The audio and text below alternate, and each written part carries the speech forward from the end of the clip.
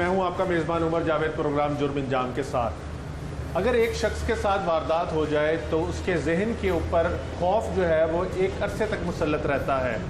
हक हलाल से कमाई जाने वाली कमाई चंद ही सेकंड में लुट जाने का खौफ और गुस्सा इंसान के ऊपर बहुत तवील अरसा तारी रहता है।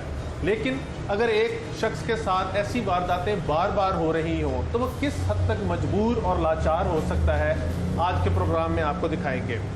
लाहौर के इलाके कैंट में एक ऐसे ही दुकानदार हैं जिनके साथ एक दफ़ा नहीं, दो दफ़ा नहीं, बल्कि 3 दफ़ा डकैती की वारदात हो चुकी है, जिसके अंदर हज़ारों नहीं बल्कि लाखों रुपए की नकदी और कीमती मोबाइल फ़ोन से वो महरूम हुए। लेकिन उन्होंने अल्लाह पे तवक्कल नहीं छोड़ी। पहली वारदात के अलावा जो बाकी 2 वारदातें हैं उनके अंदर ना सिर्फ मुल्ज़िमान पकड़े गए बल्कि उनकी लूटी हुई रकम भी बरामद हुई। लेकिन ये मुल्ज़िमान जब वारदात करके जाते हैं तो उनके जहन के ऊपर किस तरह के नक्कूस छोड़ जाते हैं, ये आपको खलील साहब की ज़ुबानी बताते हैं। खलील साहब हमारे साथ मौजूद हैं, अल्लाह के ऊपर बहुत गहरा तवक्कल रखते हैं। इनकी दुकान मेन बाज़ार के अंदर है, ज़रात शहीद रोड के ऊपर, और इनके साथ जैसे मैंने आपको बताया एक दफ़ा नहीं 3 दफ़ा डकैती की वारदात हो चुकी है। पहली वारदात तकरीबन 4 साल पहले हुई, दूसरी वारदात इसी साल जून में हुई और तीसरी वारदात जुलाई में हुई। खलील साहब अस्सलाम वालेकुम। एक तो वक्त के लिए बहुत शुक्रिया। आपका कारोबार मोबाइलों का है और किस चीज़ का है? मैं सिर्फ मोबाइल का काम करता हूँ। तकरीबन 19 साल हो गए मुझे इस फील्ड में, और सिफर से रह के अब मतलब एक टाइम हो गया है इस काम को करते करते। अल्लाह ने बहुत बरकत डाली, अल्लाह ने बड़ी अपनी रहमत और करम किया हुआ है, और शुक्र अल्हम्दुलिल्लाह, फ़ख्र भी है कि इज़्ज़त के साथ रिज़्क़ भी मिलता है और इज़्ज़त भी मिलती है और बरकत हर चीज़ माशाल्लाह। खलील साहब कितनी दफ़ा वारदात हुई आपके साथ? मेरे साथ जो डकैती की वारदात है ये तीसरी है। पहली कब हुई? आज से तकरीबन 4 साल पहले की बात। इसी दुकान में? इसी दुकान में। कैसे? रात 12 बजे, मैं सर्दियों के दिन थे, दुकान बंद करके मैं जाने लगा हूँ। अचानक एक बंदा आया, मैं अकेला था, एक लड़का और था, हेलमेट पहना था, उसने गन रखी है। तो उसने कहा जो सामान मैं क्लोज करके अपने रख चुका था जी। बस जो मेरी जेब में पैसे थे। कितना नुकसान हुआ? उस दौरान तकरीबन 1,05,000 का नुकसान हुआ था। फ़ोन की मालियत बड़ी महंगी थी, iPhone S4 उस टाइम। कोई बरामदगी हुई उसके अंदर? नहीं सर, वो उन्होंने पर्चे नहीं होने दिया डकैती का ना। अच्छा, उसमें ये तो हमारी पुलिस का खासा है। ये भी एक हमारी पुलिस का अलमिया है कि अगर किसी के साथ डकैती की वारदात हो जाए तो पुलिस 395 करने से इंतहाई गुरेज़ा होती है और भरपूर कोशिश करती है कि किसी तरह मुद्दई को या तो बिठा दिया जाए या 395 यानी डकैती का मुकदमा दर्ज करवा सके वो। फिर दूसरी और तीसरी वारदात कब हुई? 10 जून की बात है, इसी साल। जी 10 जून की बात है। हम लोग अपनी दुकान वाइंड अप कर चुके थे 7 बजे। सामान लड़के मार्केट गए थे, चूँकि लॉकडाउन के दिन चल रहे थे। लड़के 7:45 बजे के करीब आए हैं, तो हमने शटर उठाया, हम अंदर आए, हमने कहा सामान अपना दुकान में रखते हैं ना, तो हम अपनी सेटिंग कर रहे थे। अचानक लड़के आए हैं, कह रहे जी लोड ज़बरदस्त चाहिए लाजम। वो हमने बस खुदा तरसी की है, उनको लोड के लिए एक बंदे को अंदर आने दिया, 1-2 बंदे और आ गए, वो वाकफ़ थी इसलिए उनको खड़ा कर।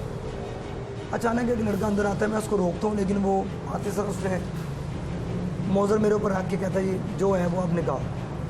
अब वो हालात इस तरह की पोजीशन होती है कि एक बंदा आगे डालने के खड़ा हुआ है जो लोड करवाने आया हुआ है, एक ये आ गया है। तो मैंने इनको कहा यार कोई हरकत ना करो, जो ये पैसे मांगते हैं लेने दो, अल्लाह मालिक है। 3 बंदे थे, एक बाइक पर था और 2 अंदर है। 2 अंदर। कितना नुकसान हुआ? उस दौरान 7,80,000 रुपये का हमारा लॉस हुआ। वो मुल्ज़िमान पकड़े गए? वो अल्हम्दुलिल्लाह मुल्ज़िमान कुछ दिन बाद ही पकड़े गए। जब आपने मुकदमा दर्ज करवाया कितनी मुश्किलात और दुश्वारी का? वो ये कहते कि भाई आप जितने मर्जी पैसे लिखवाने, आप ये ना डकैती चोरी लिखवाने 50 लाख डकैती का पर्चा ना करें। बड़ी एफर्ट करके ताल्लुक़ से, यानी कि जिस तरह भी हो सका ना, उन्होंने 12 पर्चा कर दिया। फिर उसके बाद वो CIA में दोस्त थे, उनसे मैंने रिक्वेस्ट की यार ये मामला है। उनकी माशाल्लाह बड़ी अच्छी एफर्ट रही है, उन लोगों ने वो मुल्ज़िमान पकड़े गए और हाँ रिकवरी जी, भी तकरीबन पूरी रिकवरी हो गई? नहीं पूरी नहीं हुई थी, मुझे 70% पता मेरी रिकवरी हो। तीसरी वारदात कब हुई? तीसरी 17 जुलाई को। दूसरी वारदात आपकी इस साल जून में हुई और तीसरी 1 महीना 7 दिन के बाद दोबारा हुई। 1 महीना 7 दिन उसमें कितने मुल्ज़िमान हैं? सर वो बड़ी अमेजिंग वारदात थी कि दिन के टाइम 12 बजे जुमे का दिन था, हम लोग अभी आगे बैठे ही हैं, सामान को तरतीब दी है, तो अचानक है ना जिस तरह कोई ग्रुप नहीं आ रहा होता, 2 लड़के एंटर हुए हैं, उन्होंने चैम्बर चढ़ाए हैं, फिर 2 लड़के एंटर हुए, उन्होंने चैम्बर चढ़ाए, फिर 2 लड़के आगे दुकान के साथ लगे। दिन के 12 कितने मुलजमान है टोटल? जो हमने महसूस किया वो 8 अफराद थे। दिन दिहाड़े ज़रार शहीद रोड के ऊपर 8 मुलजमान आपकी दुकान में अंदर जी, है, वो असले के जोर पे अंदर जी, दाखिल। ये इस तरह जिस तरह ये रौनक का टाइम है, तो उन्होंने आते सर जो 2-4 कस्टमर भी खड़े हुए थे, हम लोग बैठे थे, लड़कों को बाहर निकाला है, मुझे उन्होंने साइड पे जो जेब से काट दो सब कुछ। तो इस तरह जिस तरह पता नहीं कि कोई साउथ अफ्रीका के अंदर नहीं मैं रह रहा।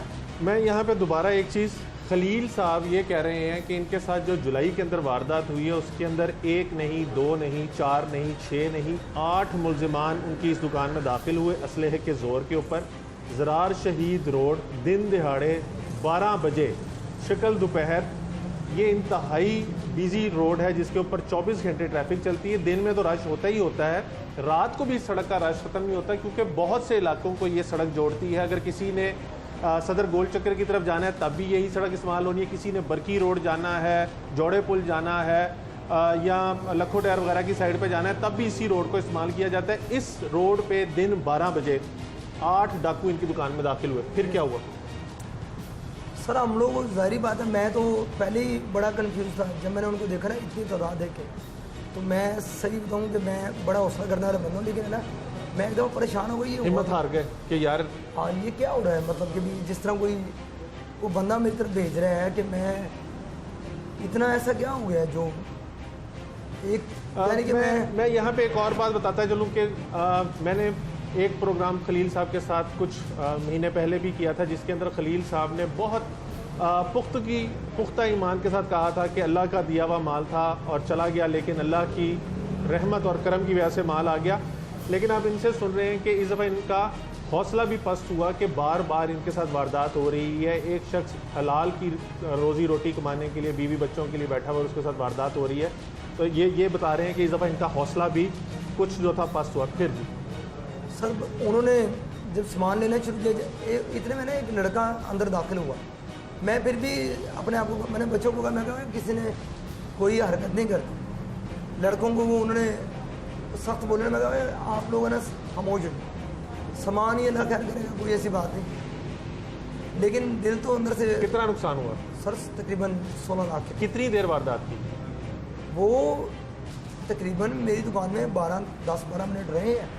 अच्छा, अब आपके साथ 3 वारदातें हो चुकी हैं, लाखों रुपए का नुकसान हुआ है। पहली वारदात में पुलिस मुलजमान गिरफ्तार करने में नाकाम रही है, लेकिन दूसरी और तीसरी वारदात में CIA ने मुलजमान पकड़े हैं और किसी हद तक रिकवरी भी हुई है। अब एक कस्टमर आता है, मिसाल के तौर पे एक बंदा आपकी दुकान के अंदर आता है और आके खड़ा होता है, जैसे ये एक नौजवान आपकी दुकान में किसी काम के लिए आया है, कितना खौफ है इसको देख के कि ये चोर डाकू तो नहीं? पहले तो ये है कि हमने एक अब मजबूरी है गवर्नमेंट की, जो भी SOPs हैं जो भी हैं, मगर चूँकि ये मास्क और कैप्स हमें कोई 2 बंदे इकट्ठे इंटर होते हैं, हम काफ़ी हद तक है ना अपने काम से हमारी तवज्जो हट जाती है। हम ये सोचते हैं पता नहीं अभी कोई एक्टिविटीज़ होगी, तो आप मास्क वगैरह जो हम उनसे कहते हैं यार काइंडली आप इंटर होते हुए ना मास्क को उतार के ना शनाख्त करके आप आ जाए अंदर। मास्क का ज़ाहिर बात है, आप मोबाइलों का काम करते हैं, रिपेयरिंग का काम करते हैं और सॉफ्टवेयर का काम है, इजी लोड इजी पैसे का काम है। इस बाजार में सैकड़ों दुकानें हैं, जी। आपकी दुकान को क्यों बार बार टारगेट किया जाता है? आप क्या समझते हैं? सर एक तो ये है कि मैं यहाँ सबसे पुराना दुकानदार मैं ही हूँ। कोई आपका अपना पुराना मुलाजिम तो नहीं जो ऐसी कोई टिप वगैरह सर देता हो? अभी तक है ना चूँकि इन्वेस्टिगेशन में पहले गैंग पकड़े गए हैं तो कोई ऐसी बात सामने नहीं आई, तो मैं वैसे भी किसी के मुतालिक अदावत नहीं रखता। पुलिस का क्या किरदार है? देखें इस इलाके के अंदर बार बार आपकी दुकान के ऊपर हो रहा है, मेन सड़क है, यहाँ पे गश्त वगैरह बढ़ाया गया कोई वारदातों के बाद, या पुलिस ने आपके साथ कोई कॉपरेट वगैरह करना चाहिए? पुलिस का किरदार से मैं कोई सेटिस्फाइड नहीं, अलबत्ता जो इनका जो शोबा CI है उन्होंने तो एक इन्वेस्टिगेशन है ना कि मुकदमा दर्ज होने वाक़या होने के बाद जाना है। मेरे नज़दीक तो वो भी उनका ही पार्ट है, लेकिन उनकी जो रेपुटेशन है जो लेकिन वारदात से पहले की जो चीज़ें वो पूरी नहीं की जा रही। इस तरह है कि भी ना हमें तो अपनी ना FIR कटवाने के लिए भी एहतजाज करना पड़ता है, हमें आपने इस तो दफ़ा सड़क ब्लॉक की? जी सर, हमने सड़क ब्लॉक की, सोशल मीडिया भरा पड़ा है, न्यूज़ चैनल्स के ऊपर खबरें आई हैं। खलील साहब के इस दफ़ा 3 वारदातें हो चुकी हैं, उसके बाद उन्होंने दुकान के अंदर CCTV कैमरे लगवाने पे वो मजबूर हो गए हैं। आप देख रहे हैं मैं कि यहाँ पर मुसल्लह- काम करता था सर, ये मेरी जगह थी जहाँ मैं काम करता था। मैंने वो पैसे लगा के वो जगह बंद की है, लॉक किया है, सिक्योरिटी गार्ड हायर किया है, वो 20,000 रुपये भी ये आप जैसे इजाफी खर्चे इनको करने पड़ रहे हैं। CCTV कैमरा तो चलें, एक दफ़ा का खर्चा कि 20-25 हज़ार रुपये लगा के उन्होंने CCTV कैमराज लगा दिए। पीछे अब उनको अपनी दुकान के अंदर एक जेलनुमा कैबिन जो है वो बनाना पड़ा सलाखें लगा के, ताकि कैश का काम जो है वो हो। सबसे बड़ा खर्चा हर माह उनके जो प्रॉफिट है उसमें से उनको सिक्योरिटी गार्ड को भी देना पड़ा है। गालबन 20,000 उन्होंने बताया कि 20,000 ये देना पड़ा है। और इस सबसे बढ़कर एक ट्रॉमा, एक मुसलसल खौफ उनके जहन पे है कि अगर कोई भी शख्स, मिसाल के तौर पे मैं एक डेमो ही दे देता हूँ, मैंने ये मास्क लगाया, मैं इनके पास आता हूँ तो कैमरे में मेरी शराख्त होना, क्योंकि ये कोई बहुत आला क्वालिटी के कैमरे नहीं है, फेस रिकग्निशन इनके अंदर नहीं है, तो अब ये कह रहे हैं कि हालांकि कोरोना चल रहा है, ज़िंदगियाँ दाव पे लग सकती हैं कि कोई कोरोना का मरीज़ आ सकता है, तो ये दरख्वास्त करते हैं कि अपना मास्क जो है वो उतारें और टोपी मत पहने, ताकि इनके साथ जो बार बार वाक़यात हो रहे हैं वो वाक़यात रुक सकें और इनको एक जो दिल में खौफ है वो भी कंट्रोल हो सके। कैशियर मौजूद है, उनसे जानते हैं। यार आपका नाम क्या? मेरा नाम मोहम्मद शहजाद।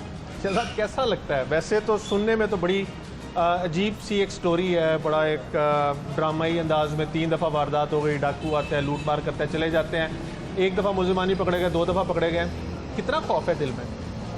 खौफ तो सर आप ये समझ लें कि हमारे दिल में इस तरह है कि अगर फॉर एग्जांपल आप ये समझ लें कि एक दफ़ा में अगर 2-3 कस्टमर एक साथ अंदर एंटर हो जाएं तो हमारे दिल में उसी टाइम ये खौफ आ जाता है कि कहीं ये भी तो वो डाकू नहीं है। शुमाली छावनी जो थाना है सदर, वो हमारे पास है, लेकिन उसके बावजूद भी लोग आते हैं दिन दिहाड़े आके लूट के हमें ले जाते हैं। तो मतलब पुलिस का किरदार कैसा है? आप क्या समझते हैं? इतनी मेन रोड है, ज़रार शहीद रोड है, फैसल टाउन बड़ा मशहूर, अल-फैसल टाउन बड़ा मशहूर इलाका है, इतनी मेन रोड के ऊपर मुलजिमान दिन दहाड़े दाखिल होते हैं, 8-8, 9-9 बंदे आते हैं, असले के जोर पर वारदात करके चले जाते हैं। आप समझते हैं पुलिस की नाकामी? बेशक इसमें कोई शक वाली बात ही नहीं है। बहुत शुक्रिया। आपने खलील साहब की गुफ्तगू सुनी कि उनकी दुकान जो है वो तकरीबन जेल का मंजर पेश करना शुरू हुई, कैमरे लग गए हैं, सलाखें लग गई हैं। आपने उनके कैशियर की गुफ्तगू सुनी। ये एक वो खौफ है कि पुलिस लाख कोशिशें कर ले, इनकी रिकवरियाँ दे दें, इनके मुलजिमान गिरफ्तार कर ले, लेकिन पुलिस की नाकिस हिकमत अमली और नाअहली की वजह से ये एक दुकानदार नहीं है, ये एक बंदा नहीं है, ये मुख्तलिफ ख़ानदान है जो इस दुकान पे काम करते हैं, जो इस रोज़ाना इस ट्रॉमा में से गुजरते हैं कि आज उनके जो घर से जाने वाले अफराद हैं वो बखैरियत वापस आएंगे, आज कोई बुरी खबर तो नहीं आएगी। मुलजिमान को पकड़ लेना पुलिस की बहादुरी नहीं है, वारदात से पहले मुलजिमान को रोकना पुलिस की हिकमत अमली होनी चाहिए, वारदात होने ही ना दें। इतनी मेन रोड के ऊपर वारदातें होना पुलिस के लिए लम्हा फ़िक्र है। खलील साहब के जो हमसाये में दुकानदार हैं उनसे भी जानते हैं कि ये क्या वजह है कि इनकी दुकान में बार बार वारदात होती है। और क्या, अस्सलाम वालेकुम अंकल। अंकल, आपके हमसाये में मोबाइलों की दुकान है जी सर। 3 दफ़ा वारदात हो गई है, ठीक है सर। कहाँ पे मसला है? सर इनके पास ही आते हैं। ये पहले जुमे का दिन था, जो कोई 11 साढ़े 11 बजे का टाइम था जब ये वारदात हुई है। हम लोग इधर ही थे मगर हमें कुछ भी खबर नहीं हुई, क्योंकि वो अंदर असला उसला लेके गए हुए थे, किसी को उनको आवाज़ नहीं देने दी, इसलिए हमें पता ही नहीं चला। उससे पहले जो हुआ वो रात को होती रही है। कसूर किसका है अंकल? आप समझते हैं दुकानदार का कसूर है या पुलिस का मसला है कि पुलिस यहाँ पे गश्त नहीं करी? दुकानदार का तो मैं नहीं कहता, क्योंकि दुकानदार तो आपको पता काम कर रहे होते हैं, तो दुकानदार का तो कसूर हो नहीं सकता। कोई जो बाहर से आकर जो लूटेगा लेके जाएगा, मसला वो कहाँ तो पे क्या है? कितने अरसे से दुकान कर रहे हैं आप यहाँ पे? मुझे तो हो गया कम से कम 20-25 साल हो गए। पुलिस नजर आती है? हाँ, पुलिस फिरती है यहाँ पे, यानी कि आते हैं, गुजर जाते हैं, निकलते हैं। तो फिर वारदात होना आप क्या समझते हैं, क्या वजह है? ये हम कुछ नहीं कह सकते, इसका तो मुझे भी कुछ नहीं। हाँ, ये ज़रूर कहूँगा कि इनके साथ वारदात हुई है और मेरे सामने हुई है एक बार, यानी कि हम इधर थे जब वो लेके भागे हैं, निकले हैं। आखिरी वारदात में कहते हैं 8 बंदे आए?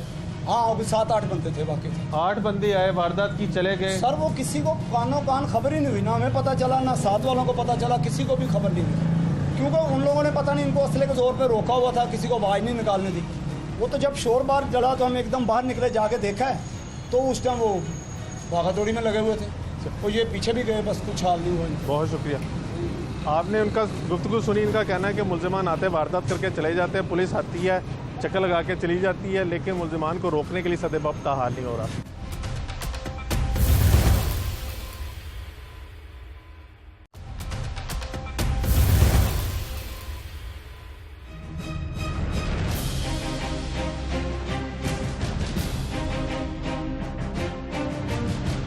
लाहौर में जराइम पेशा अफराद ने उधम मचाया हुआ है और पुलिस के दावे कि मुल्ज़िमान को गिरफ्तार किया जा रहा है और शहरियों की ज़िंदगियों को और जानो माल को महफूज बनाया जा रहा है, वो तमाम धरे के धरे रह जाते हैं जब इस किस्म के वाक़यात रोनमा होते हैं। जिस तरह से आपने खलील की दास्तान सुनी कि वो गुज़िश्ता 2 साल के अंदर 3 दफ़ा लूट चुका है और जितना उसका कमाया हुआ माल होता है वो डाकू आते हैं, वारदात करते हैं और लूट के ले जाते हैं और उसको कोई भी प्रोटेक्शन जो है वो मुयस्सर नहीं है। और अब उसके दिल में और जहन में खौफ जो है वो बैठ चुका है। उसके अहले खाना जो हैं वो हर वक्त किसी न किसी अनजाने से खौफ में मुब्तला रहते हैं। जब वो कारोबार कर रहा होता है तब भी उसके जहन के अंदर यही खौफ होता है कि जो कस्टमर की शक्ल में आने वाले अफराद हैं वो कहीं उसको लूटने के लिए ना आ जाएँ। खलील के साथ जो आखिरी वारदात हुई उसके अंदर 8 से ज़ायद मुल्ज़िमान ने वारदात में हिस्सा लिया। ये चंद उनमें से मुल्ज़िमान हैं जो रैकी करने के बाद वहाँ पे दाखिल हुए और लूटमारी इन्होंने की। मुल्ज़िमान के गैंग के अंदर कितने अफराद हैं, ये किस तरह वारदात करते हैं, कहाँ के रहने वाले हैं, ये तमाम चीज़ें इन्हीं मुल्ज़िमान से जानते हैं। तुम्हारा नाम क्या? शहबाज। कहाँ के रहने वाले हो? ताजपुर। कितनी वारदातें की आज तक? 14 से 15। कहाँ पे? मुख्तलिफ इलाकों में। ज़्यादा वारदातें किस इलाके में? भटा चौक, GT रोड और इस तरह के और इलाके। तुम्हारे गैंग में कितने अफराद हैं? 8। सरगना कौन है? शराफत और अजीज़। किसने ये गैंग बनाया, किसने और कैसे बना? अजीज़ ने। और कैसे बना? इन दोनों का प्लानिंग थी, इनसे इस बारे में मुझे नहीं। तुम अजीम और उसको जानते थे पहले? नहीं, इतना अरसा नहीं हुआ जानते हुए। तो फिर शामिल कैसे हुए इनके गैंग में? दोस्त था तो उसकी वजह से। तुम्हारे पास असला भी होता है? नहीं। खलील की जिस दुकान पे तुमने आखिरी वारदात की वहाँ पे तुम सारे गए थे वारदात करने? जी। प्लानिंग किसकी थी, किसने रैकी की? शराफत ने और अजीज़ ने। तुम लोगों को कैसे पता था कि इस दुकान के अंदर इतने पैसे भी होंगे और मोबाइल वगैरह भी होंगे? इस बारे में उन दोनों को ही पता था, हमें नहीं पता था, उन्होंने बताया था सब। वो पकड़े गए? हाँ जी, वो ही पकड़े गए। अच्छा, तुम्हारा नाम क्या? अजीज़ुल्लाह। अजीज़ुल्लाह। तुम इनके गैंग में कब से शामिल हो? ये ईद के गुजरने से, छोटी ईद गुजरने के 15 के दिन बाद। अच्छा। पहले दोस्त थे, हम रिक्शा चलाते थे। हाँ हाँ। मजबूरी बहुत है, क्या करते हम। क्या मजबूरी है? अबू भी अंदर है कत्ल के केस में, भाई बेटा भी अंदर है, ठीक है। उसके बाद दूसरा वो भाई भी पकड़ा डकैत गया। नहीं, वो कत्ल के 302 में गए हैं। किसका कत्ल किया था? वो घर में मोहल्लेदारों में, हमसायों में कत्ल हुआ था। किस बात पे? बच्चों की वजह से, बच्चों को झगड़ा हुआ था आपस में और उन्होंने कोई एक्शन नहीं लिया। उन्होंने ये नहीं कहा गलती हमारी है, उन्होंने कहा जो कर सकते हैं कर लो। ये तुम्हारे बाप ने कत्ल कर दिया? मेरे भाई ने। भाई ने? तो बाप किस केस में? बाप को वैसे ही उन्होंने दोनों को 25-25 साल की सजा दे दी है जज साहब ने। नहीं, पहले तो तुम्हारा बाप पकड़ा गया था, भाई तो पहले भाई पकड़ा गया था, बाद में भाई पकड़ा गया। अच्छा, तो वो जेल चले गए तो तुम वारदातें क्यों करना शुरू हो गए? मेरे पास कोई अखराजात नहीं थे, कोई काम करने के लिए काम ही नहीं था, लॉकडाउन था, कुछ भी खाने के लिए घर में मौजूद नहीं था, ठीक है। फिर उसको भी फीस भरनी थी भाई की जो अंदर गया था जेल में, ठीक है। मजबूरी के तहत नहीं, लॉकडाउन के अंदर तो सारों के काम मुतासर हुए थे, मसला आधे से ज़्यादा पाकिस्तान मुतासर हुआ था, वो सारा डकैत तो नहीं बने? हमें कुछ नहीं मिला। अच्छा, तो कितनी वारदातें की तुमने लॉकडाउन के दौरान और अब तक? लॉकडाउन के बाद ही की हैं, ये जो छोटी ईद गुजरी है ना उसके कितनी बाद शुरू वारदातें की की है, मेरे हिसाब से कुछ 16-17 की हैं। सबसे बड़ी वारदात कहाँ पे की? भट्टा चौक पे। कितने की थी? 3.5 लाख की। 3.5 लाख की? हाँ जी। तो उससे बड़ी वारदात तो ये आखिरी मोबाइलों वाली है। वो उसका सब कुछ बरामद होगा, हमको मिल गया सब कुछ। तो वारदात तो की ना यार। हाँ जी। 15 लाख से ज़्यादा तो वारदात है। ये तो मैं नहीं था पता मोबाइलों का। अच्छा, तरीका वारदात क्या था तुम लोगों का? कैसे सारे इकट्ठे होते थे, कैसे कौन प्लानिंग करता था? प्लानिंग क्या, जो दुकान देख ली उस पर घुस जाते थे। अच्छा। हाँ जी। नहीं, तुम्हारा ये जो साथी खड़ा है हाँ जी। ये तो उस दुकान में एक दिन पहले जाके रैकी भी करता रहा था, इसका मतलब तुम ऐसे तो नहीं घुस जाते किसी बात दुकान में? बाकी सब दुकानों में ऐसे घुस जाते हैं। एक दफ़ा हो गया होगा, कोई दोस्त आ गया था, ये तो मुझे पक्का नहीं मालूम। 8 के 8 एक ही दुकान में घुस जाते? 6 गए थे हम उस पर। असला कितनों के पास होता है? असला 4 लोगों के पास। तुम्हारा नाम क्या? शराफत है शराफत। तुम सरगना गैंग के? जी नहीं। हाँ। तुम कितनी वारदातों में मतलूब थे पुलिस को? मैं जितनी ये वारदातों में मलूस। तुमने कब से वारदातें करनी शुरू की? ईद के बाद ही। अभी शुरू किया तुम सारों ने? जी। इससे पहले कोई वारदात नहीं की हुई आज? नहीं। यार झूठ तो ना बोलो। 20-20, 25-25 तुम लोगों के खिलाफ वारदातें हैं और जो सामने आई हैं, और सारी तुम लोगों ने ईद के बाद की हैं। जी ईद के बाद ही की। तुम उस दुकान में रैकी भी करते रहे थे? नहीं जी, एक दिन पहले क्या करने गए थे उस दुकान में? मैं नहीं गया। एक फिर कौन गया था? कोई भी नहीं गया है। कितने बस वो लोगों को दुकान- जख्मी किया तुम लोगों ने वारदातों के दौरान? कत्ल कितनों को किया? किसी को भी कत्ल नहीं किया, जख्मी? किसी को भी जख्मी नहीं किया। जख्मी भी कोई नहीं किया? नहीं किया। तो तरीका वारदात क्या है, कैसे जाते हो? बस बताया कि दुकान देखी है, मैं उसमें एक जाती दफ़ा दुकान देखी है। नहीं, इस दुकान का तुम्हें कैसे पता था कि इस दुकानदार के पास इतना पैसा और मोबाइल वगैरह हो गया? मोबाइल छोटी सी वगैरह दुकान है, मोबाइल वगैरह का पता था ना कि मोबाइल वाली कैसे दुकान में पता मोबाइल था? होगा। कोई इल्हामी इल्म आता है तुम्हारे पास? इल्हाम आते हैं, क्या आता है? नहीं, फिर बस ऐसे पता था कि मोबाइल यार होंगे कैसे अंदर। पता था? कोई वजह तो होगी ना। इंस्पेक्टर साहब की जेब में कितने पैसे हैं? पता नहीं। तो फिर दुकान का कैसे पता चला तुम्हें? फिर कैसे पता चला कि जी जी, कैसे पता चला कि उस दुकान में इतने मोबाइल हैं और इतने इतने महंगे हैं? ये नहीं पता था कि मोबाइल कितने हैं अंदर, लेकिन ये बताया था किसी ने कि मोबाइल है किसने? अंदर। वो कोई है दोस्त, उसने बताया था। वो भी पकड़ा गया? जी,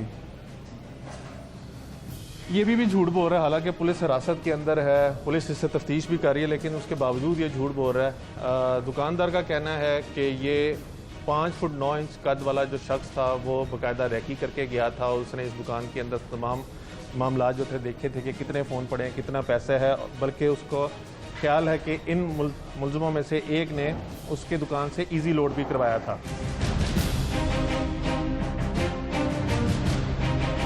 इस केस के तफ्तीश अफसर भी हमारे साथ मौजूद हैं जिन्होंने इन तमाम मुलजमान को गिरफ्तार किया। उनसे जानते हैं कि गैंग के अंदर क्या वाकई 8 मुलजमान है, जिस तरह से भी ये मासूम बन रहे हैं कि कोरोना वायरस की वजह से बहुत ज़्यादा हालात ख़राब हो गए और उस हालात से तंग आकर इन्होंने वारदातें शुरू कर दी हैं, क्या ऐसे ही है?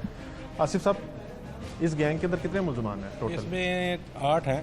वो होता यूँ था कि कभी ये 5 पे हो जाते थे, कभी ये 4 हो जाते, कभी ये 3 हो जाते, कभी ये 6 भी हो जाते थे, कभी एक आध मिस कर दिया इसमें, तो वो नहीं, मतलब मैं नहीं जा रहा, वो फलां नहीं गया, तो 5-6 इकट्ठे हो गए ना, एक गैंग पूरा तैयार करके वारदात करते डकैती करते थे? डकैती करते। असलहा कहाँ से आता था? असला इनका ये बताना है कि मेरा पास हमारे पास पहले मौजूद था, तो वो जब वारदात होती थी उससे पहले हम सब कुछ क्लीन करते थे और मौके पे लेके जाते थे। ये कहते हैं कि इन्होंने वारदातों के दौरान किसी को जख्मी या किसी को कत्ल नहीं अभी तक तो मुझे यही पता चला कि किसी को जख्मी वगैरह नहीं किया, लेकिन मज़ीद तफ्तीश जारी है। किया। और जैसे ये कह रहे हैं कि ईद से पहले यानी ईद के बाद इन्होंने ईद उल वारदातें- फितर से लेके और बकरा ईद के दरमियान, ये जो दरमियान वाला पीरियड है, इन्होंने इसमें वारदातें की हैं। इसके अंदर ये गैंग भी इसी के अंदर बना है? ये कहते हैं, ये जो दरमियान में लड़का है, इसकी जो फैमिली है वो इसकी वो क्रिमिनल है, और ये जो लड़का बड़ा है ये भी इसका थोड़ा सा मुझे है डाउट, अभी इसको कंफर्म कर रहा हूँ मैं, लेकिन बाकी जो बाकी हैं वो पहली दफ़ा ही इनके नजर आए। फेवरेट इलाके कौन से हैं? फेवरेट ये मतलब जहाँ जहाँ आप खड़े हैं इसके 2-2.5 किलोमीटर के रेडियस के अंदर कैंट एरिया में ही ये ज़्यादातर बात है। वजह बस ये इनके जो नज़दीक है जो मतलब रेजिडेंशियल, ये अपने रेजिडेंशियल से 2-2.5 किलोमीटर रेडियस में काम करते हैं। वारदात करके मतलब शहर से बाहर चले जाते हैं? नहीं, शहर के अंदर ही रहते थे। सेफ साउंड में फौरी तौर पर इनका होता था कि फौरी अपने पॉइंट पे पहुंच जाए। तो अब तक मुलजमान ने कुल वारदातों का इंकशाफ कितना किया? ये कोई अभी तक 14-15 कर चुके हैं और मज़ीद अभी तफ्तीश जारी है। आखिरी वारदात इन्होंने खलील की दुकान पे की। हाँ, यही बताते हैं कि अब जैसे खलील कहता है कि उसको शक है कि ये लोग रैकी भी करके गए, लेकिन ये रैकी मानते नहीं है, तो इनको कैसे इन्फॉर्मेशन मिलती थी कि दुकान के अंदर इतना सामान पड़ा होगा, इतना कुछ इनको मिल जाएगा? असल में एक दुकान होती है ना, वो बहुत ज़्यादा मतलब चलती हो रही होती है, वहाँ गाहक बहुत ज़्यादा होता है, तो वो खलील मोबाइल काफ़ी अरसे मोबाइल पुरानी दुकान है और उसकी जो रेपुटेशन वो अच्छी है, तो इस वजह से इन्होंने कहीं उसको पहले एक आध दिन देखा है, ज़रूर देखा है, फिर वो एक लड़के ने कहा वहाँ वारदात करनी है, इस तरह उन्होंने वारदात की। बहुत शुक्रिया। आपने इंस्पेक्टर आसिफ साहब की गुफ्तगू सुनी कि मुलजमान का रिकॉर्ड वगैरह जो अभी भी इकट्ठा किया जा रहा है और मुलजमान से रिकवरी वगैरह भी की जा रही है। मुलजमान ईद उल फितर से लेकर ईद उल अज़हा तक का जो बीच का पीरियड है उसके अंदर कहते हैं कि उन्होंने ये गैंग बनाया है और उसी के दौरान इन्होंने 15 से 20 वारदातें की हैं और तमाम वारदातें जो हैं वो कैंट के इसी इलाके में करते थे और वारदातें करके ये घर चले जाते थे, शहर से बाहर कहीं नहीं जाते थे और इनको इसी घर के इलाके की प्रेमिसी से ही गिरफ्तार किया गया। यूँ तो लाहौर के तमाम इलाकों में ही वारदातें जो हैं वो आमतौर पर रोज़ाना की बुनियाद पर देखी जाती हैं, लेकिन कैंट डिवीजन का इलाका काफ़ी फेवरेट समझा जाता है मुलजमान का, और जब भी मुलजमान पकड़े जाते हैं तो वो यही बताते हैं कि भट्टा चौक डिफेंस का इलाका, और ये जितने जोड़ा पुल वगैरह है यहाँ पे वो वारदातें करते रहे हैं। जिस गैंग के ऊपर आज हम प्रोग्राम कर रहे हैं ये भी पिछले 1.5-2 माह के दौरान इसी इलाके में वारदातें कर रहे थे और उन्होंने इंकशाफ किया है कि वो अब तक 15 से 20 वारदातें इन 2 माह के अंदर कर चुके हैं। मुल्जिमान इतनी वारदातें कर लेते हैं और पकड़े नहीं जाते, इसकी वजह क्या है? कहाँ पे कमी और कोताही रह जाती है कि पुलिस उनको पकड़ नहीं पाती? डीएसपी CIA गाजियाबाद हमारे साथ मौजूद हैं, इनसे जानते हैं। जब ये सब मुल्जिमान जब पकड़े जाते हैं तो वो इंकशाफ करते हैं कि 15 से 20 वारदातें उन्होंने की या इससे कम या ज़्यादा की हैं, और वो भी 1.5-2 माह के दौरान। कहाँ पे कमी रह जाती है जो मुल्जिमान को वारदातें करने का इतना मौका मिलता है? बिस्मिल्लाहिर्रहमानिर्रहीम। उमर भाई देखिए, हर क्रिमिनल ये समझता है कि उसने कोई निशान ऐसा नहीं छोड़ा जिससे वो पकड़ा जाए, और वो इसी रवश पे चलते हुए वारदातें करता जाता है। ज़ाहिर है पुलिस को उसके फुटप्रिंट पे चलने के लिए, उसको ढूंढने के लिए मेहनत करना पड़ती है। तो मीनवाइल फिर जितना अरसा पुलिस को उनको ट्रेस करने में लगता है, ज़ाहिर है वो चूँकि इसको बाई प्रोफेशन समझ के कर रहे होते हैं तो वो वारदातें ज़रा तसलसल से कर रहे होते हैं। लेकिन जब हम पकड़ लेते हैं तो अल्हम्दुलिल्लाह ना सिर्फ क्राइम मिनिमाइज़ होता है बल्कि वो जो वारदातें उन्होंने की होती हैं उनकी रिकवरीज भी इंशाल्लाह हम देते हैं। जो गैंग आपने इस दफ़ा पकड़ा है उसके अंदर 8 मुल्जिमान हैं। बड़ी हैरानकुन बात है कि ये इतना बड़ा गैंग इकट्ठा ऑपरेट हो रहा था और वारदात करने के लिए 8 के 8 जाते थे। तो कोई मुल्जिमान से पता चल सका कि ये 8 क्यों, इतनी बड़ी तादाद क्यों? 2, 3, 4 तो अमूमी तौर पर देखने में आते हैं। ये असल में मुल्जिमान जो थे ये पहले इकट्ठे दोस्त थे। एक दोस्त ने अपने 2 दोस्त और साथ में लाए, दूसरे दोस्त ने 2 और दोस्त साथ में लाए। तो ये कवर करते थे एक दूसरे को कि अगर वहाँ पे खुदा न खास्ता ज़रूरत पड़े कि भागने में तो हम इतनी तादाद में हों। ये एक्चुअली इनका सिर्फ एक मकसद होता था, एक तो कि एक आध बंदा जो वारदात में अंदर नहीं था जाता, वो बाहर में खड़ा रहता था कि हम में से कोई बंदा किसी पे शक तो नहीं जा रहा, कोई आइडेंटिफाई तो नहीं हो सकता, या कोई पुलिस क्या वर्किंग कर रही है। और अगर वो फील करते थे कि यहाँ पे रश ज़्यादा है और जल्दी हमें ये वारदात हमने कंक्लूड करनी है, तो वो सारे के सारे अंदर चले जाते थे और वो सामान उठा कर निकल जाते थे। खलील के साथ ही वारदातें क्यों हो रही है, ये भी समझ से बाहर था चीज़ें। ये जैसे उमर साहब आपको पता है सरार शहीद रोड पे ये इनकी जो मोबाइल शॉप है वो निस्बतन ज़्यादा रश वाली जगह है, जहाँ पे ना सिर्फ वहाँ पे रिपेयरिंग है बल्कि आईफोन से लेके हर किस्म के मोबाइल वो जो हैं सेल करते हैं। इस तरह की सर्विसेज उनकी इस तरह हैं। तो आम जो क्रिमिनल बंदा है अगर वो वहाँ पे जाए या तो वो उस रोड पे गुजरेगा तो उसको ये लगेगा कि यहाँ से हमें खासे पैसे मिल सकते हैं, मोबाइल मिल सकते हैं। तो ये अनफॉर्चुनेटली जो खलील साहब थे ये इनके साथ ये फिर 1.5-2 महीने में दूसरी वारदात हुई। पहली वारदात के बंदे भी हमने इसलिए इन्हें पकड़े थे। तो आप ये समझते हैं पुलिस की नाकामी नहीं है कि एक ही सड़क के ऊपर बार बार दुकानदारों के साथ वारदात हो रही है और पुलिस जो है, और मेन रोड है, कोई गलियों मोहल्लों की दुकान नहीं, मेन सड़क है, और मेन सड़क के ऊपर इस तरह से 8 बंदों का आना और दिन दिहाड़े टिकटी करके चले जाना लंबा फिक्री है। बिल्कुल बात आपकी ठीक है, लेकिन इसके लिए देखिए हमारी सोसाइटी को की भी बहुत इसमें आप देखें, पहली वारदात हुई पुलिस ने बंदे पकड़े, दूसरी वारदात हुई अल्हम्दुलिल्लाह हमने दोबारा बंदे ट्रेस किए। ये एक मुसलसल ना ख़त्म होने वाली जंग है। लोग क्राइम करते हैं, पकड़े जाते हैं, जेल जाते हैं, नए लोग पैदा हो जाते हैं, पुलिस नए पे वर्क करती है। सो इसमें पुलिस की बज़ाहिर नाकामी तो इस सेंस में आप कहें कि अगर ये ना पकड़े जाएँ, उनको रिकवरीज ना मिलें, मुलज़म ट्रेस ना हो और वही मुलज़म पे दर पे वारदातें करते रहें। ज़ाहिर वारदात हुई, वारदात होने के बाद पहली वारदात के बंदे पकड़े गए, उनका इनके साथ कोई इन दोनों वारदातों यानी खलील के साथ अब तक 3 वारदातें हुई हैं, तो इन तीनों वारदातों के अंदर कोई वो है ताल्लुक है मुल्ज़मान का आपस में? नहीं, तीनों जो ग्रुप थे वारदात करने वाले मुल्ज़मान के जो गैंग थे वो बिल्कुल उनका आपस में कोई लिंक नहीं था। ये वहाँ से एक आध मुल्ज़म, चूँकि ये काफ़ी बड़ा गैंग था, इनमें से एक आध मुल्ज़म वहाँ से एक दिन पहले आया, उसने वो आके शॉप में किसी काम के सिलसिले में आया, तो उसी दिन उसका ज़हन बन गया कि ये बड़ी शॉप है तो कल हमने यहाँ पर रॉबरी करनी है। इन सारे मुल्ज़मान का आपस में कोई तल्लुक़ वास्ता नहीं था, ये अलग से गैंग अलग अलग ऑपरेट कर रहे थे। बहुत शुक्रिया।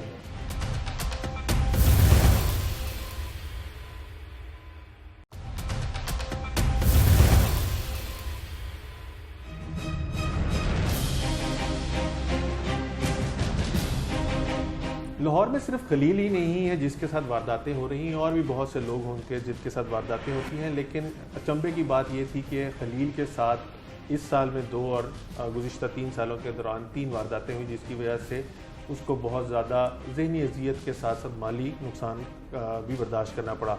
एक चीज़ जो उसने जिसके ऊपर बहुत ज़्यादा जोर दिया वो ये था कि जब भी उसके साथ वारदात होती थी, FIR कराने जाता था, तो पुलिस डकैती की बजाय चोरी की वारदात के ऊपर उसको जोर देती थी कि FIR चोरी की करवाए, डकैती की वारदात यानी 395 की FIR ना करवाए।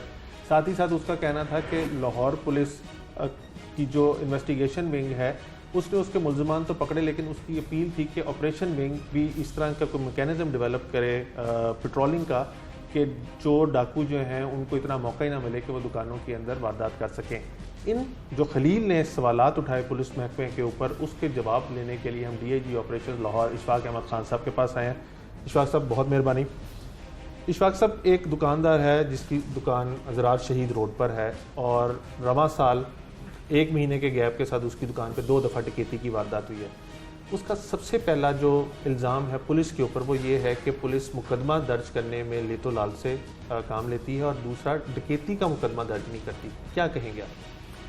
बिस्मिल्लाहिर्रहमानिर्रहीम। बिल्कुल आपने जो बात की है मेरे नोटिस में आई है। 2 महीने पहले मैं आया था जब यहाँ पे, ये एक ऐसा वाक़या था जिसमें मेरे लिए भी बड़ी अजनबी की बात थी कि वो उससे पहले भी वारदात उसके साथ हो चुकी। खलील की जो आप बात कर रहे हैं, बिल्कुल जी, खलील हो या कोई भी शहरी हो, बशीर हो, मैं समझता हूँ कि स्टेट की जिम्मेदारी है उसकी लाइफ की और प्रॉपर्टी की प्रोटेक्शन की। लेकिन साथ ही साथ कुछ मैकेनिज़म्स हैं उनकी भी हमें बात करेंगे और साथ ये भी करेंगे कि जैसे खलील ने कोई सवाल उठाए, मैं भी आपको सिस्टम पे कोई सवाल भी उठाऊंगा और आपसे वजह भी बताऊंगा इसकी।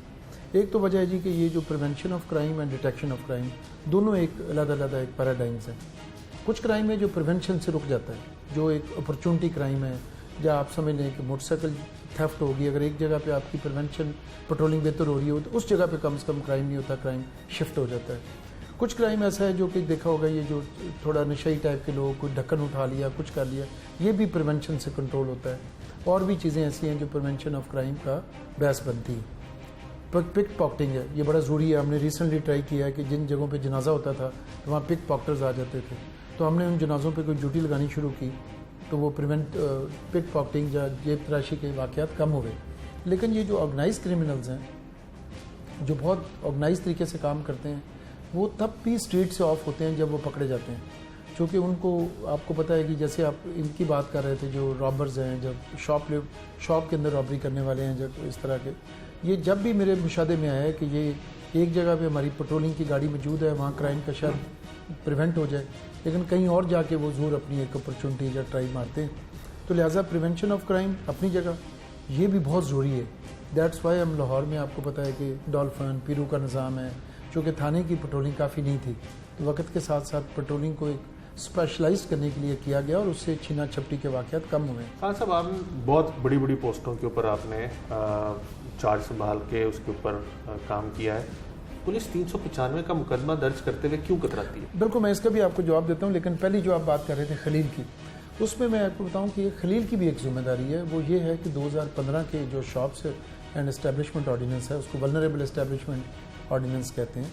आपका अपना दफ्तर है, मैं देखता हूँ आपके दफ्तर ने अपनी जिम्मेदारी के तहत बहुत सारे गार्ड्स रखे हुए हैं, क्योंकि वो लॉ ये कहता है कि कहीं भी इनकम जनरेशन हो रही है तो 2 जिम्मेदारियाँ उसकी। एक तो यह है कि वो वहाँ पे सिक्योरिटी गैजेट्स लगाए, कैमरे लगाए, और दूसरा उसको सिक्योरिटी गार्ड रखना चाहिए। सिक्योरिटी गार्ड रखने से एम्प्लॉयमेंट जनरेशन भी होती है और प्राइवेट सिक्योरिटी कंपनियों के गार्ड्स होते हैं, प्रिवेंशन ऑफ क्राइम भी होती है। तो अनफॉर्चुनेटली 3 वाक़यात होने के बाद भी शॉप्स जो है उन पर नहीं रखे गए, जबकि बाद जगहों पर हम देखते हैं ज्वेलर शॉप्स हैं, या ये मनी चेंजर्स हैं, या प्राइवेट मनी चेंजर्स हैं। बैंकों की बात नहीं मैं कर रहा, बैंकों ने भी अपने गार्ड रखे हुए हैं, बैंकों ने भी रखे हुए हैं। तो ये ज़रूर हम इनको अब अवेयरनेस दे रहे हैं कि जितने भी हमारी ऐसी शॉप्स हैं या ऐसे बिजनेसेस हैं जो इनकम जनरेशन है, उनको ये अंडरस्टैंड करना चाहिए कि cost of hiring A private guard vulnerable establishment के तहत उनकी शामिल होना चाहिए, उनको ज़रूर उसका रखना चाहिए, और कैमरे भी लगवाने चाहिए। इस तरीके से और भी जो गैजेट्स हैं, पैनिक बटन लगवाना चाहिए, ताकि वो पैनिक बटन दबा दें तो अभी आपको पता है 2-3 दिन पहले फैसल टाउन में किसी घर में रॉबर्स गए, उन्होंने किया, और आपको पता है कि वो पुलिस मौके पे पहुंची, ना सिर्फ शहरी उसमें महफूज रहे बल्कि उधर ही एक्सचेंज ऑफ फायर में 2 डाकू हलाक भी हो गए। और ये बिल्कुल आपको पता है रात 1 बजे का वाक़या है, ये बड़ा अहम था। तो ये जो पैनिक बटन लगाना है, या लोगों का कम्युनिटी पुलिसिंग है, या एक क्रॉस बटन्स भी होते हैं कि आप अपने घर, आप अपनी शॉप का बटन लगाएं और उसका जो बेल है वो 7 वाली शॉप में हो जाती है, तो आप अगर उसको दबा देते हैं तो 7 वाला 15 पे कॉल कर देता है। ऐसे बहुत से मौके आए हैं जो पुलिस मौके पे गई है, उन्होंने क्राइम को, ये तो हो गया ना खान साहब। जहाँ तक आपका 395 वाली आप बात कर रहे हैं, देखिए ऐसी कोई पॉलिसी नहीं है। आप CCP लाहौर से बात कर लें, आप मुझसे बात कर लें, या हमारे जितने भी SP साहबान हैं, हर क्राइम मीटिंग में उनको कई SHOs को हम शोकास दे चुके हैं कि आप वर्किंग ना करें। क्योंकि जब हमारी पुलिस लीडरशिप मना नहीं करती, आईजी पंजाब का भी विजन है कि क्राइम रजिस्टर्ड होगा तो हमें पता चलेगा कि क्राइम कितना है। CCP लाहौर ने भी यही हमें पॉलिसी गाइडलाइंस दी हुई हैं कि क्राइम को रजिस्टर्ड करें ताकि लोग लूप में आए, तो क्राइम रजिस्टर्ड हो। अपना 395 का मुकदमा ये कोई दर्ज कराने के लिए किसी सड़क ब्लॉक करनी पड़ी। देखिए, ये जो वाकया खलील का हुआ है वो तो मेरे होते हुए हुआ है, इसमें तो प्रॉपर सेक्शन ऑफ लॉ लगे हैं। उसने रोड ब्लॉक की, उसके बाद उसका मुकदमा दर्ज हुआ और उसने आज ऑन रिकॉर्ड बताया कि पिछला मुकदमा, बेशक आपका उस टाइम टेन्योर नहीं था, पिछला मुकदमा भी उसको लोग कहते रहे पुलिस वाले कि तुम 380 का मुकदमा दर्ज करवा लो, 50 लाख चोरी लिखवा लो, लेकिन डकैती का नहीं, वैसे मैं इससे डिसएग्री करता हूँ क्योंकि ये वाकया मेरे नोटिस में है। इन्होंने वाकया होने के फौरी बाद ही रोड ब्लॉक कर दिया था लोगों ने। पर्चा ऐसा तो नहीं ना होता कि वाकया हो और 2 मिनट के अंदर कोई वहाँ सिस्टम है, एक एप्लीकेशन ली जाती है, वो सिस्टम में ऐड होती है और सिस्टम में जनरेट होकर प्रॉपर नंबर मिल के FIR हो जाती है। ये FIR तो हम सब के नोटिस, जो कि रॉबरी वगैरह जो 15 पे कॉल हो जाती है ना जी, उसका हम फॉलो अप करते हैं। हम उनकी लिस्टों को देखते हैं कि 15 पे कॉल हुई थी, जहाँ वो कॉल फेक होनी चाहिए, अगर जेन्युइन कॉल है तो FIR होनी चाहिए। और SSP ऑपरेशन इसको कंटिन्यूसली फॉलो करते हैं। खास साहब ये बताइएगा कि दिन 12-1 बजे 8 डाकू एक दुकान में आए, डकैती करके चले जाएं, आप क्या समझते हैं कि SHO की किस हद तक इसमें नाकस हिकमत अमली है कि उसके इलाके में 8 डाकू एक दुकान में वारदात करके चले जाएं? बिल्कुल, ये लैप्स है, सिक्योरिटी लैप्स है, और ये भी लैप्स है कि ये जो हमारे इसका मतलब है उस एरिया में पेट्रोलिंग को बेहतर करने की ज़रूरत है। हाँ साहब, आप जब से आए हैं आपने जैसे पतंगबाजी के ऊपर आपने अमेंडमेंट कराने के लिए लेटर लिख दिया, आपने मुझे कहा कि आप जुए के लिए भी इकदाम करेंगे कि जुए के अंदर भी सज़ा हो। जब आपके महकमे की तरफ से ऐसी नाकिस हिकमत अमली सामने आती है जिसके अंदर आप लोगों का, अफसरान का बिल्कुल कोई लेना देना नहीं होता, आप लोगों की कोई पॉलिसी नहीं होती, लेकिन इल्ज़ाम हमेशा आप लोगों पे आता है। आप लोगों ने जैसे डॉल्फिन के लिए कहा है कि वो गश्त करें, 1 घंटे में 40 मिनट गश्त करें, 20 मिनट आराम कर लें। पीरू के लिए भी आप लोगों ने मैकेनिज्म ऐसी डेवलप किया है। आप लोगों ने करोड़ों रुपए लगा के गाड़ियों को रेनोवेट किया है, दोबारा से उनको रिपेयर करवाया है, उनको सड़कों पे लाने के लिए कहा है। उसके बावजूद भी अगर शहरी ये शिकायत करें कि पेट्रोलिंग नहीं होती, पुलिस सड़क पे नज़र नहीं आती, तो किसको कसूरवार ठहराया जाएगा? देखिए, हम इसको बेहतर करेंगे अगर आपको ऐसा लगता है, लेकिन बिल्कुल मैं ये नहीं कहूँगा कि ये 100% हर चीज़ हो रही है। लेकिन मैं अभी भी समझता हूँ कि मैंने पहले गुजरांवाला में काम किया है, फैसलाबाद किया है, इस्लामाबाद भी किया है और बड़ी जगहों पे किया है काम। तो मैं समझता हूँ अभी भी लाहौर में जो डॉल्फिन और पीरू की मदद से जो पेट्रोलिंग है काफ़ी बेहतर है। तमाम एरियाज़ कवर नहीं है, लेकिन आपको पता है 84 पुलिस स्टेशन में से 79 पुलिस स्टेशन के एरियाज़ में पेट्रोलिंग मौजूद है। लेकिन आपको पता है जितना बड़ा शहर है, यह अब कोई 50 मुल्कों से बड़ा शहर है, 1.25 करोड़ पॉपुलेशन है, और दिन के वक्त तो इसकी पॉपुलेशन 1.5-2 करोड़ हो जाती है। तो देखें, इसकी अगर पेट्रोलिंग आप चाहें कि विजिबिलिटी और इन्हेंस करें, तो शायद जितने वसाइल चाहिए उतने वसाइल नहीं हैं। अगर आप उतने वसाइल बढ़ाएं तो शायद हो सके। लेकिन अभी भी देखें ना, अगर डॉल्फिन है, फ़र्ज़ करें एक डॉल्फिन है जो रेस कोर्स के इलाके में, वो एक चक्कर लगा जाए तो फिर जब तक वो दोबारा नहीं आए तो वो जगह तो खाली नज़र आएगी ना। तो ऐसा नहीं हो सकता कि हर कोने, हर गली में या हर स्ट्रीट और हर पुलिस ही खड़ी रहे। कुछ कम्युनिटी पुलिसिंग है, कुछ लोगों की अपनी रिस्पॉन्सिबिलिटीज़ है, कुछ नेबरहुड स्कीम भी हम कर सकते हैं। कुछ साथ ही साथ हम देखें, अब कई बातें होती हैं कि कई गाड़ियाँ जो चोरी हुई हैं, हम अपना वर्जन भी आपको बताएं, उसमें देखते हैं कि गाड़ी पूछते हैं कहाँ खड़ी थी, तो कहते हैं घर के बाहर। तो कहते हैं गैराज में क्यों नहीं खड़ी थी, तो कहते हैं जी 15 मिनट के लिए लंच करने आया था। इस तरह से लोग गाड़ियाँ, कई जगह पे पेड पार्किंग मौजूद होती है पर्ची वाला, लेकिन वो बाहर खड़ी गली में खड़ी कर देते हैं। तो थोड़ी सी एक देखें, कहीं भी दुनिया में ऐसा नहीं होता कि ये को भी हाँ, उनको भी हमें करना चाहिए। पुलिस दावा करती है कि शहर में क्राइम कम हो गया, हम लोग ये इस चीज़ के ऊपर इसरार कर रहे हैं कि शायद क्राइम बढ़ गया है। फैक्ट्स क्या हैं? शहरी जानना चाहते हैं कि लाहौर में क्राइम पिछले सालों या पिछले टेन्योर की निस्बत बढ़ा है या कम हुआ है? अगर कम हुआ है तो फिर इतना ज़्यादा विजिबल कैसे हो गया? देखिए, इसमें 2 बातें। एक तो ये है कि आप अपने स्टैटिस्टिक्स देख लें। मैं समझता हूँ कि अभी मैंने जो कंपैरिजन देखा, जब आपका फ़ोन आया कि आप आ रहे हैं, तो मैंने देखा है, तो उसमें मुझे तो फिगर्स की हद तक क्राइम बहुत से हेड्स में कम नज़र आता है, रजिस्टर्ड क्राइम।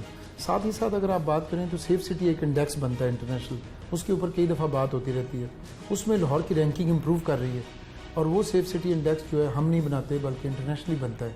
लेकिन वो खलील जैसे लोग जो हैं सोसाइटी के, वो आप लोगों की कारकर्दगी पे फिर उंगली उठा देते हैं कि मुकदमा दर्ज नहीं करते, फिर आप उसको कैसे जस्टिफाई करेंगे? वो उसका जस्टिफिकेशन मैंने पहले बताई है कि इस दफ़ा तो मेरा उसका वाक़या है, तो मुझे वायरलेस पे कॉल मिली थी, तो मैंने देखा कि इन्होंने एहतजाज भी किया कि पहले भी उनका क्राइम हो चुका है। तो मैं समझता हूँ कि उन लोगों के लिए पॉसिबल है वो 8787 पे कंप्लेंट करें। हर कंप्लेंट कंप्यूटराइज रजिस्टर्ड होती है, कहीं पे पर्चा नहीं होता, उसको हम फॉलोअप करते हैं, हम उसको फॉलोअप करेंगे। ऑपरेशनल पुलिसिंग में लाहौर के आप इंतहाई अहम ओहदा रखते हैं। CCPO के बाद आप हैं जो ऑपरेशनल मामला तमाम देखते हैं, वो तो मैनेजरियल सीट पे बैठे हैं। क्राइम बढ़ा के कम हुआ? रिसेंटली जो मैंने फिगर्स देखे हैं उसमें तो क्राइम कम हुआ है, और आप तमाम हेड्स में नहीं हुआ। जैसे मैं अभी आपसे बात कर रहा था कि हमारे लिए चैलेंज अभी भी हैं बाज़ हेड्स में, ये हमारे पास डकैती, रॉबरी, हाउस रॉबरी, ये आप लोगों के लिए कितना मैटर करता है? बहुत इंपॉर्टेंट है। देखिए रॉबरी जहाँ भी आ जाएगी ना, बहुत ज़्यादा हाईली इंपॉर्टेंट क्राइम है। जिसमें भी देखें कोई चीज़ आपकी चोरी हो जाती है तो उसकी अहमियत वो नहीं है जो रॉबरी वाली है। जिस जगह पे भी फोर्स यूज़ की गई, जब बाई कोर्जन, जब बाई गन पॉइंट पे किसी से कोई चीज़ चाहे 2 रुपये ही चले जाए, बहुत इंपॉर्टेंट है। और मैं समझता हूँ कि अभी हमारी कुछ अचीवमेंट्स हैं, जैसे रायमंड के एरिया में बहुत क्राइम हो रहा था 2 महीने पहले, आपने देखा होगा रिसेंटली वहाँ पे एक वेव थी, वो पकड़े गए कुछ लोग। अभी रिसेंटली शालीमार के इलाके में किसी ने शॉप पे आके ना सिर्फ रॉबरी की बल्कि गोली मार दी थी, वो मुलज़म मौके पे पकड़े गए। इस तरह ये कल परसों जो रॉबरी अटैम्प्ट फैसल टाउन में हुई है, वो पुलिस ने ना सिर्फ उसको जाके काउंटर किया है बल्कि शहरियों की जान की भी हिफाजत की है, और वो भी बड़ा अच्छा उन्होंने किया है। अभी कंप्यूटराइज्ड कंप्लेंट मैनेजमेंट सिस्टम है, 8787 पे कंप्लेंट करें, 15 पे करें, बिल्कुल हम उसको फॉलोअप करते हैं। और उसको किस किस्म का ये पॉलिसी के तौर पे नहीं होगा कि कोई FIR किसी की गलत दी जाए या ना दी जाए। बहुत शुक्रिया। माहिर मुआशियात डॉक्टर प्रोफेसर कैस साहब हमारे साथ मौजूद हैं। इनसे जानते हैं कि आज एक नया ट्रेंड बनता जा रहा है कि जब भी कोई शख्स कोई बुरी हरकत करता है, ख्वाह वो चोरी, डकैती, वारदात है या कोई भी उसका ऐसा इम्पैक्ट है जो मुआशरे में बुरा समझा जाता है, तो वो उसका ज़िम्मेदार जो है वो कोरोना को यानी कोविड-19 को ठहराता है, या वो जो एक टाइम जिसके अंदर बहुत सीवियरली लोग उससे इफ़ेक्ट हो रहे थे वो उस 6 महीने के पीरियड को ठहराता है। इस चीज़ के अंदर कोई हकीकत है, ये कोई दलील है कि उसकी वजह से वो जुर्म का इर्तिकाब करने पर मजबूर हुआ है, या अगर उसने कोई बुरी हरकत की है तो वो कोविड-19 की वजह से इतना मुतासिर हुआ है कि किया है? ये प्रोफेसर साहब से जानते हैं। डॉक्टर साहब, एक नया फिनोमेना डेवलप होना शुरू हो गया हमारे माशरे के अंदर। आप कोई भी गलत काम करते हैं और आपको उससे पूछा जाता है कि आपने क्यों किया, तो आप कहते हैं कि कोविड-19 की वजह से मैं करने पर मजबूर हो गया हूँ। देखिए बात यह है कि ये तो बहाने हैं। पहला जो इशू है कि 70 साल में हमारी जो रूलिंग क्लासेस हैं उन्होंने इतनी करप्शन की है, इतनी डिसऑनेस्टी की है एट डिफरेंट लेवल्स कि हमारे जो रिलेटिवली यंगर जनरेशन है वो समझती है कि ये नॉर्म है। हम दोनों काम करते हैं, हम एक तरफ इस्लाम का नाम भी लेते हैं, हम एक तरफ नमाज़ें भी पढ़ते हैं, और दूसरी तरफ हमने पहले दिन से मिलावटें भी की हैं, हमने चोर बाज़ारी भी की है, हमने रिश्वतें भी ली हैं, हमने अब कौम का ख़जाना लूटा भी है। और अब आके जो आप बात कर रहे हैं कि हमने अब जब वो मौके कम हो रहे हैं तो हमने अब एक दूसरे को लूटना शुरू कर दिया है, और उसका अपने ज़मीर को नहीं, वो ज़मीर पहले मार लिया हुआ है उन्होंने अब वो इसकी एक दलील दे रहे हैं। देखें बात यह है कि कौमें मुश्किल हालात में ही बनती हैं। कौमें जो हैं वो मुश्किल हालात में अपॉर्चुनिटीज़ ढूंढती हैं, और उन अपॉर्चुनिटीज़ को फिर वो अपना रोज़गार को और दूसरों को रोज़गार देने में ट्रांसफॉर्म करती हैं। हमारी एक्सपेक्टेशन पहले तो हमेशा से गवर्नमेंट से रही, और गवर्नमेंट ने हमेशा लोगों से टैक्स भी लिया और उसको खाया भी, और उसमें बड़े बड़े घरों में भी रहे। सो मैं इस बात को मानने को तैयार नहीं हूँ कि ये बुराई की जड़ कोविड-19 है। वो अनएम्प्लॉयमेंट तो उसने जनरेट की होगी, मगर बहुत सारी अपॉर्चुनिटीज़ भी क्रिएट की हैं। ये हमारे पे है कि हमने दूसरे की हक हलाल की कमाई को अपने लूटना है, या ख़ुद उस लेवल पे हमने पिछले कई सालों से मींस के वो जो ये दलीलें दे रहे हैं उन्होंने अपने ज़मीर मारे हुए हैं। वो अगर कोविड की वजह से चोरी या डाका मार रहे हैं तो जब नहीं था तो उस वक्त भी कोई ना कोई काम चोरी करते होंगे। डॉक्टर साहब, लेकिन जब ये कोरोना का जो बहुत ज़्यादा सीवियर एक फ़ेज़ था, बहुत जिसके अंदर बहुत ज़्यादा लोग इफेक्ट हो रहे थे, वो फेज़ आउट हुआ, लॉकडाउन के अंदर नरमी होनी शुरू हुई, तो जो पिछले 7-8 माह के अंदर डेड लॉक था ऑर्डर्स का, सप्लाई एंड डिमांड का, वो जो एक सर्कल ख़राब हुआ था, वो इतनी बुरी तरह खुला है कि हर बंदे को अपॉर्चुनिटी मिल रही है काम करने की। बिल्कुल मिल रही है। मेरा ख्याल है आप इस टॉपिक को बहुत अच्छा, बड़ी ग्रिप रखते हैं बाहर माशियात होने के नाते। लोगों के लिए तो अब बहुत ज़्यादा मौके पैदा हो रहे हैं काम करने के, उसमें अगर इस तरह की चोरी डकैती करना और उसको कोरोना से जी तो ये मैं आपसे यही कर रहा हूँ कि इनर डिसऑनेस्टी है, उसको जो मर्जी नाम दे दें, कोरोना नहीं होगा तो कोई और नाम दे देंगे। देखें, एक अपॉर्चुनिटी जो इस लॉकडाउन के तहत रही और मोटरसाइकिल वालों के लिए रही, वो थी होम डिलीवरी। बिल्कुल। और वो सिर्फ रेस्टोरेंट्स पे नहीं, वो अब तो आप ग्रोसरी भी मंगवा सकते हैं, और अब आप अपॉर्चुनिटी है, अपॉर्चुनिटी जो कि आप अपने घर के अंदर खाने बनाएं और उसको ऑनलाइन एडवर्टाइज करें, और अपना ही घर का एक बंदा जो है मोटरसाइकिल पे वो डिलीवर कर सकता है। बिल्कुल, ये अपॉर्चुनिटीज है ना जी। इसी तरह मेडिसिन डिलीवर हो सकती हैं, इस तरह अब तो हर चीज। और आगे जो दुनिया बन रही है सर, वो ऑटोमाइजेशन का ज़माना है। उसमें कोरोना हो या ना हो, उसमें अब जॉब अपॉर्चुनिटीज़ उन्हीं की हैं जो अपॉर्चुनिटीज़ ढूंढेंगे। सही। अब जो है ऑनलाइन आप अपने मोबाइलों से दुनिया से कहीं भी चीज़ खरीद के दुनिया के किसी और मुल्क में बेच सकते हैं। आपकी वो रेजिलियंस होनी है, आपने वो मौक़ों को यूज़ करना है। हमने शायद ये देखें कवर्ट नहीं था तो फिर भी, और ये पिछली गवर्नमेंट के में ख़बरें आ रही थी कि जी एक बंदा आया कनाडा से, तो उसके दोस्त ने उसको अगवा कर लिया और तवान लेके उसको कत्ल कर दिया। इसी तरह किसी रिश्तेदार ने, मैं आज हम बच्चों की किताबें लेने गए तो हमने किसी अपने बेटे के दोस्त के लिए किताबें रखवाई थी, तो उन्होंने जो बंदा भेजा तो वो किताबें जो थी 8,000 की थी, उस बंदे ने कहा जी कि वो 16 की। दुकानदार को 8 ही दिए और उनका अपने घर का बंदा था और वो उनसे 8,000 ज़्यादा ले लिया। अब नीयत ही आपकी डिसऑनेस्ट हो तो बाकी तो आपने सिर्फ रोजगार के लिए नीयत का कितना किरदार है? जी देखें, घर से बाहर निकलना नीयत है, बिस्तर से बाहर निकलना नीयत है कि जी आज मैंने काम करना है, आज मैंने।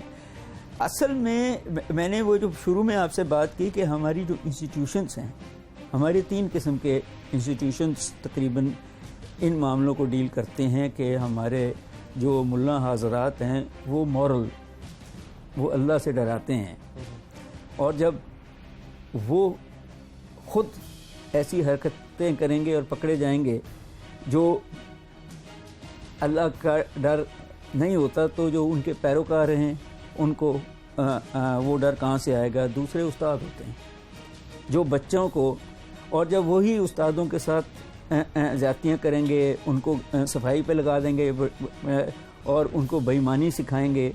और तीसरा पुलिस है जिसका काम है कि जब वो दोनों अदारे फेल हो जाएं तो फिर उन पे सज़ाएँ देनी है। हमारा प्रॉब्लम यह है कि हमारे जो पुलिस के एहलकार हैं ज़्यादातर वो तबलीग करने वाले हो गए हैं, हमारे उस्ताद हैं वो मारपीट पे चले गए हैं, और हमारे जो मौलवी हैं वो जनरली और लेवल पे वो हो गए हैं। सो हर बंदे ने अपना काम छोड़ दिया है, और उसी का असर इतने सालों में लोगों पे आया कि हमारी जो इंस्टीट्यूशंस हैं जिन्होंने मौके भी फराहम करने थे, जिसमें प्राइवेट सेक्टर भी है, जिसमें एजुकेशन सेक्टर भी है, और जिसमें गवर्नमेंट की पॉलिसी भी है, और जब वो हमारे टैक्स का पैसा नीचे तक नहीं पहुंचता, जब हमारी ट्रांसपोर्टेशन में गड़बड़ आती है, जब बारिश होती है तो पानी नहीं निकलता, तो हम ये नहीं देखते कि हमारा इसमें क्या रोल है कि अगर मेरा ये सड़क ख़राब है तो मैं 4 बंदे यहीं से इकट्ठे करके उसको कर लूँ। मौके देखें, ऐसे लोग भी इस मुल्क में हैं जो रोज़ सफाई भी करते हैं, रोज़ गटर के अंदर भी जाते हैं, वो भी तो कोरोना के शिकार हुए मगर उन्होंने तकलीफ़ उठाई और अपना काम नहीं छोड़ा। बिल्कुल। ये जब एक मुल्क में तरक्की आने से पहले इजी लिविंग आ जाती है ना जी, और जब वो पूरी नहीं हो रही होती, जिसमें ड्रग्स का कारोबार भी है, जिसमें प्रोस्टिट्यूशन का कारोबार भी है, जिसमें बच्चे अगवा करने का कारोबार भी है, और अब एक दूसरे को लूटने का कारोबार भी है, और इंस्टीट्यूशन उनको कंट्रोल नहीं कर सक रही होती, तो बाकी तो आप जिससे पूछते हैं वो कोई ना किसी को, जिसमें आज कोरोना को कह दिया है, किसी ने अपने वालिदैन के पे इल्ज़ाम लगाना है। आप ये भी देखें ना कि इस मुल्क में अब लोग अपने वालिदैन भाई बहनों को कत्ल करने पे कर, क्योंकि हमने जो इंटरनेशनल लेवल पे अपॉर्चुनिटीज़ हैं और इस मुल्क में हैं। देखें, ये एक ऐसा मुल्क है जिसमें 5वें बड़े नंबर पे पॉपुलेशन है, यहाँ पानी दुनिया का ज़्यादा ज़ख़ीरा बहुत ज़्यादा है, यहाँ ज़मीन दुनिया में, पहाड़ दुनिया के सबसे बड़े बड़े हैं, समुंदर लगता है, हवा है, शवाएँ हैं, एनर्जी प्रोड्यूस करने के भी सारे तरीके हैं, हम एनर्जी ख़रीदते हैं, पानी के तरीके हैं, काम करने के तरीके हैं, जवाहरात हैं, नीयत नहीं है। तो अपॉर्चुनिटीज़ को इस्तेमाल करने की ना तरीके आते हैं, ना नीयत है, ना वो इंस्टीट्यूशंस हैं, जिसकी वजह से फिर हम एक दूसरे को लूटने पे चले गए हैं। इसका मतलब ये है कि वो जो पुराने ज़माने की ज़बान है कि हमने अब भाई ने भाई का गोश्त नोचना शुरू कर दिया है, उसकी हलाल की कमाई अब हम छीनना चाहते हैं। Thank you very much doctor साहब, थैंक यू। आपने माहिर मौशियात डॉक्टर प्रोफेसर कैस साहब की गुफ्तगू सुनी। उनका कहना है कि पाकिस्तान के अंदर अपॉर्चुनिटीज़ की कमी नहीं है, लेकिन नीयत की कमी है, और साथ ही साथ उनका कहना था कि हर बंदा अपना काम करने की बजाय दूसरे के काम में टांग अड़ा रहा है, जिसकी वजह से ये हो रहा है। और जिस तरह प्रोग्राम के अंदर मुल्ज़िमान ने शुरू में कहा कि वो इसलिए वारदातें करने में मजबूर हो गए कि कोरोना आ गया था, उनका कहना है कि जब कोरोना ख़त्म हो जाएगा तो यही मुल्ज़िमान वारदातें ज़रूर कर रहे होंगे, लेकिन इनके पास एक्सक्यूज़ कोई और होगी, और ये सिलसिला जो है वो चलता रहेगा अनलेस और अनटिल उनकी नीयत जो है वो काम करने की तरफ माइल नहीं होती। टीम जुर्म इंजाम और अपने मेज़बान उमर जावेद को इजाज़त दीजिए। अल्लाह के बाद।